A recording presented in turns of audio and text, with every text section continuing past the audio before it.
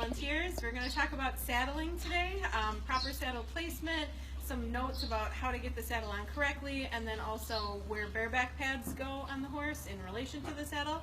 So once again, we're going to use Dylan as our model because he's so handsome and so great. And I grabbed his saddle that I'm going to show you how to put on first. I grabbed this extra pad. He does not usually wear this, but I just wanted to show where it would go if you had a horse that does wear this. So first things first, the saddle pad should always be off of the saddle, disconnected from the saddle. Mainly in the summer here, we need to turn them upside down so they dry, which is why we disconnect them. So you're going to want to grab that first independently from the saddle. And what I'm going to do is I'm going to do everything from the left side of Dylan. I'm going to put the saddle pad a little bit further up on his neck than it's going to end up being in the end. The reason being is if I started back here and slid the pad forward, all of his hair would be ruffled the wrong way. But if I start here and slide back, then it smooths his hair down, which is much more comfortable. So I'm going to put that saddle pad pretty far forward. I'm not going to worry about the placement too much. And the Mattis pad goes right on top of that. I try to line up the two in the front so that you don't have, the Mattis pad way back here or way up here.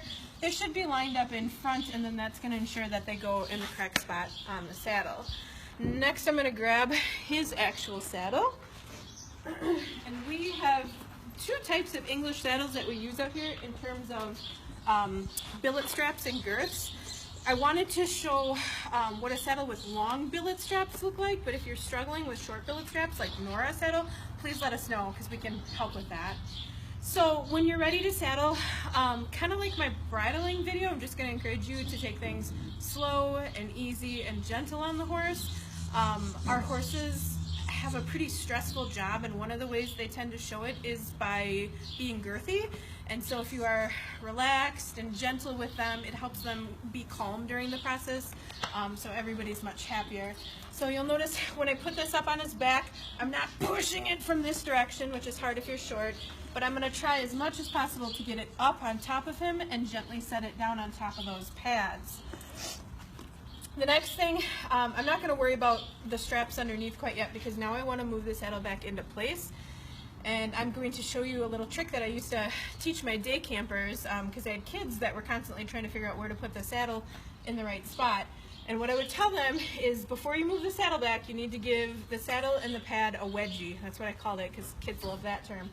So if you put one hand underneath the pad in the back of the saddle and one hand underneath the pad on the front of the saddle, what I'm going to do is slide this back into place, but I'm also going to lift up and slide it back to give the pad a little wedgie in the area of the saddle that doesn't make contact with the horse, and I'll show you why in a second. So again, I lift up and slide back, and now you can see that the pad has a little bit of an area here where it's not across Dylan's withers. If I didn't do that wedgie, this would have been spread out across his withers, which can cause rubbing. So I like to tuck the pad up in both the front and the back